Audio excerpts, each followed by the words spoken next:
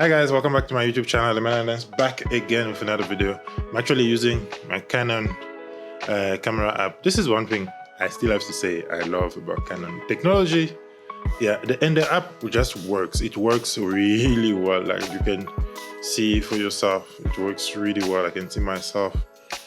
Maybe let me try to record this. If I even remember, I can do a screen grab.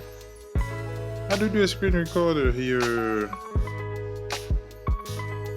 Microphone, take screenshots.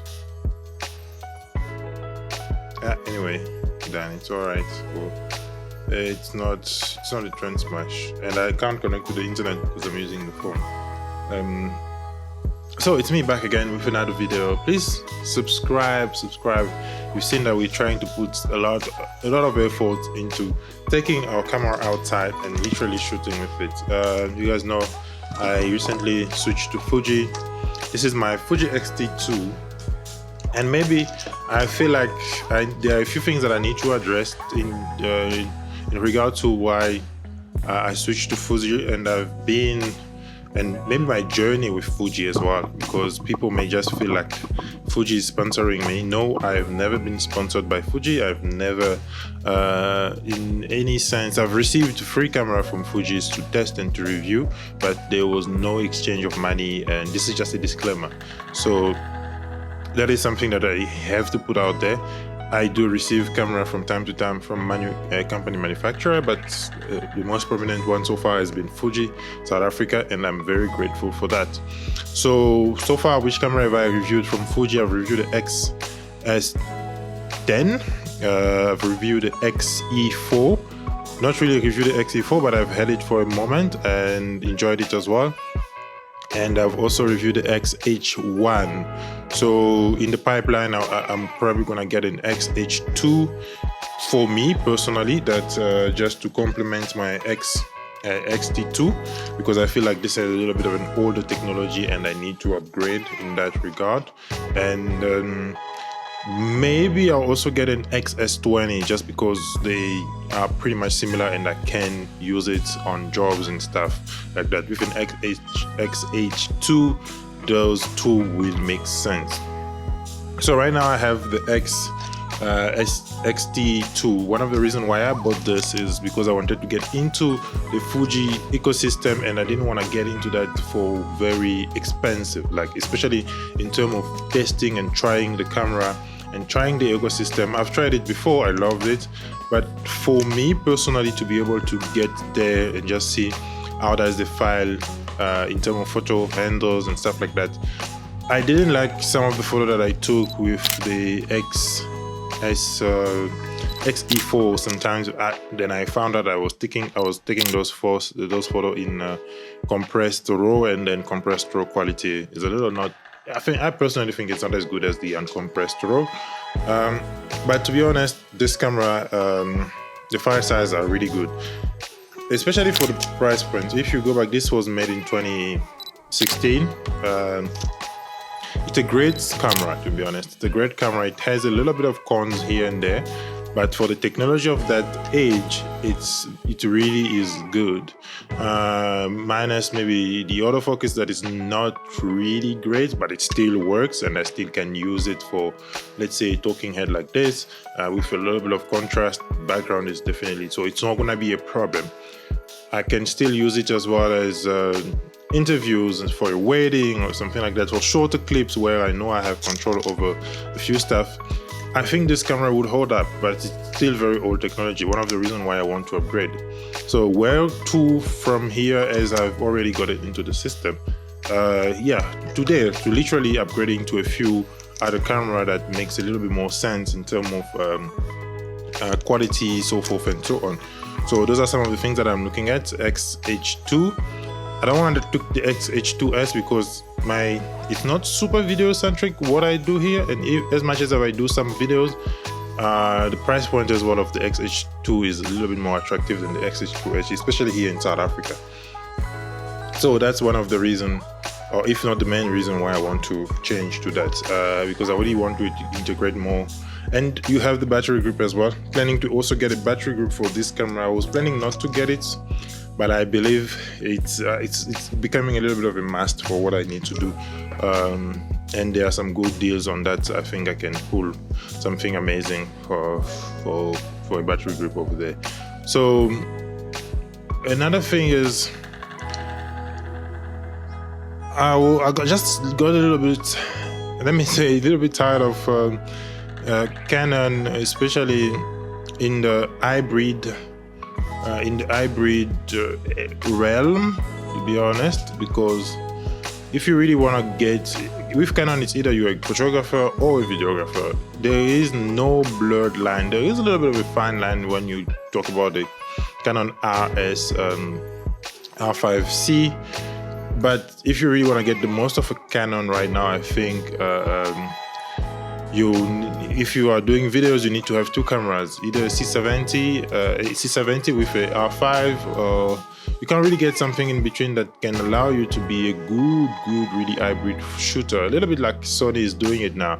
Sony has a A7R4 with, I think, A7 IV, not even A7R4. A7R4 is even another beast of a camera as well, but I believe if you have one Sony body, you can literally switch between photo and video without too much of a fuss, which is something that Canon isn't offering me right now at the moment.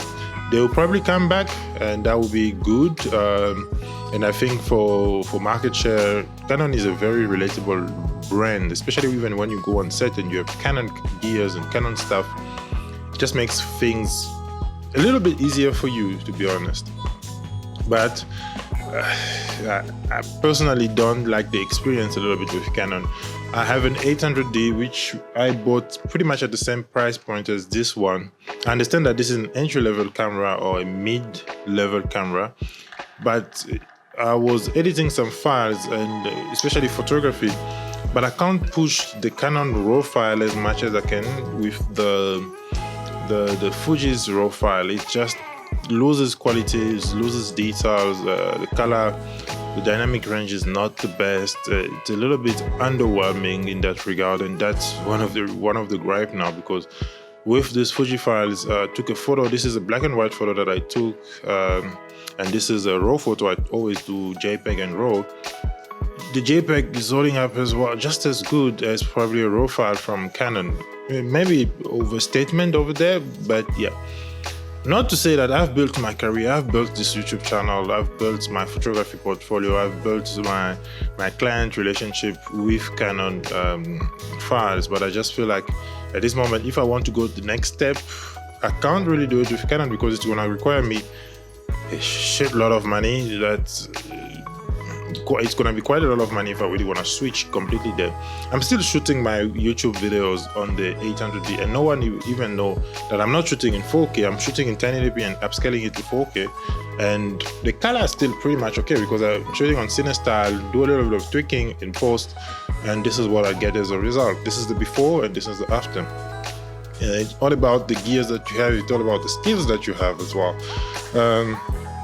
But I'm not saying that the Fuji itself, the X-T2 I have, is not perfect. And let me also be honest over there. The battery life on this camera is horrendous. I don't know why they've put this battery, especially here. It really is bad, to say the least. Battery life is bad. There is no touch screen. That's one thing that I think every camera nowadays should have, but I understand 2016 the technology was not maybe there on the Fuji side. The lens selection is a bit hard to find here in South Africa, but I'm probably gonna go for a Tamron 17-70 for this camera. That's just an all-rounder, and I feel like it will do me justice just fine. And maybe I'll also buy myself a 27mm or a 35mm. I pretty much love the 35mm look on APS-C sensor. The 35mm is just probably the best lens for me on the crop sensor. I used to have one for my Canon, but it broke and I never replaced it, and I still regret not having replaced it. But it's just that I think I won't regret. I won't replace it in there. If not, I'll probably just use the Speed Boost Metabones, a Metabone Speed Booster or a Viltrox one, and slap it here and see how it works. If it's fine, then I'll probably just buy myself Canon lens because those are very really readily available in South Africa. And as I said, I'm shooting a show and I'll probably be using a lot of Canon lens, so I don't see myself getting other stuff. So there is the sensor, and actually there's even a fingerprint on the sensor. I never saw it. I'll just take my microfiber cloth and wash it away, clean it away. Never saw that. That's why some of the photos I think I've taken here were a little bit soft. But yeah, that's how we are doing with my Fuji so far. Just a little bit of an update. I don't even know what this video is about, but it's about my Fuji and why I love this camera so far. It's very small, very compact. I have another battery for it. I'm getting a battery grip, but it's working so far for me. It's really doing what it's supposed to be doing, and that is one thing that I really liked, because I didn't want to think too much about the after process. And I think that one thing that Fuji gives you a little bit more than other brands. You don't want to be over editing your photos. You don't want to be thinking about how to deliver the photos and so forth and so on. With the Fuji, you got some recipes over there. You just put the photo right there, and I mean, you can even share a JPEG photo that still looks pretty okay. This one was in black and white, and for this one, so we went to the mall, this shopping center, pretty dope one recently.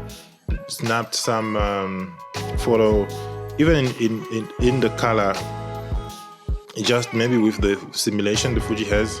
I created 2 recipes for myself. I have my black and white recipes and I have my color recipes based on the crop. Which one is it again?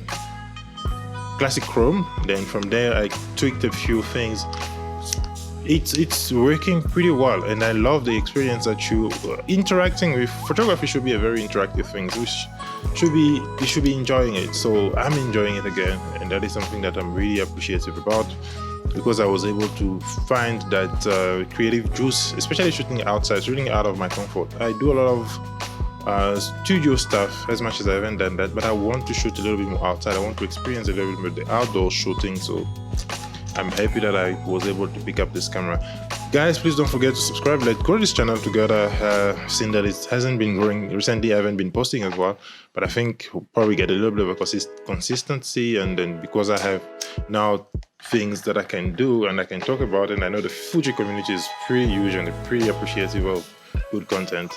I would appreciate it if you like, comment, and then leave your comment below. What do you think about Canon so far? What do you think about Canon recently? It's still a very good brand, but I think they're just losing track of the customers and what they need. I'll see you guys in the next video, and peace out.